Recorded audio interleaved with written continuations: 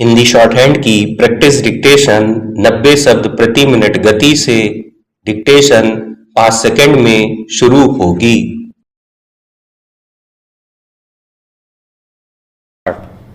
प्रश्न पत्र लीक के मुद्दे पर दिल्ली के जंतर मंतर पर हुए विरोध प्रदर्शन के दौरान विद्यार्थियों के प्रति पुलिस का जो रवैया देखा गया, उसकी वजह से उस पर काफी सवाल उठे। इससे ज्यादा अफसोसनाक और क्या हो सकता है कि एक लोकतांत्रिक विरोध को रोकने की मंशा से पुलिस ने कई स्तर पर बेरहमी की हदें पार की और प्रदर्शनकारियों पर इस तरह के बल प्रयोग भी हुए जिसे किसी भी स्थिति में उचित नहीं ठहराया जा सकता। मसलन लाठीचार्ज, आंसू गैस के गोले और पानी की तेज धार का प्रयोग करते हुए तो कोई नरमी नहीं ही बरती गई। ऐसे आरोप भी सामने आए कि पुलिस ने प्रदर्शनकारी विद्यार्थियों पर पैलेट गन चलाई। जाहिर है यह अपने आप में देश की लोकतांत्रिक व्यवस्था और उसमें नागरिक अधिकारों के लिहाज से एक बेहद चिंताजनक स्थिति थी कि विद्यार्थियों के भविष्य के मुद्दे पर हुए विरोध प्रदर्शन को देश के सामने खड़े हो गए किसी गंभीर संकट की तरह देखा गया। पुलिस महकमे के रवैये का अंदाजा इससे लगाया जा सकता है कि जब पैलेट गन के छर्रे से पीड़ित युवक ने इस मामले में प्राथमिकी दर्ज करानी चाहिए तो उसकी भी अलग अलग स्तर पर उपेक्षा की गई।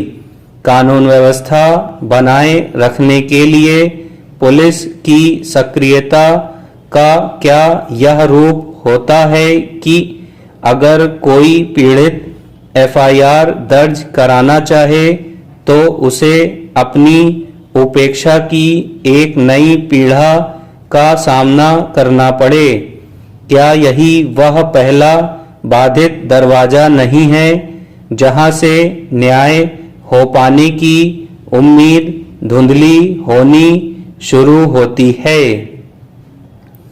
यह पुलिस महकमे के लिए असहज होने और शर्मिंदगी की बात होनी चाहिए कि पैलेट गन से पीड़ित युवक की प्राथमिकी दर्ज कराने के लिए देश में विपक्ष के नेता राहुल गांधी को पहल करनी पड़ी। हालांकि इसके बावजूद प्राथमिकी दर्ज करने में जिस तरह की टालमटोल की गई, उससे यही लगता है कि पुलिस की कार्यशैली में काफी सुधार की जरूरत है।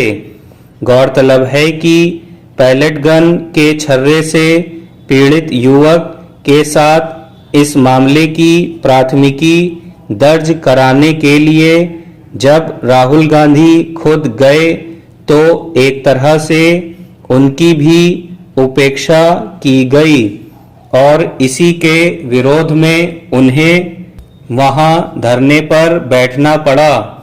राहुल गांधी के 7 घंटे तक धरने के बाद आखिरकार पुलिस ने प्राथमिकी दर्ज की।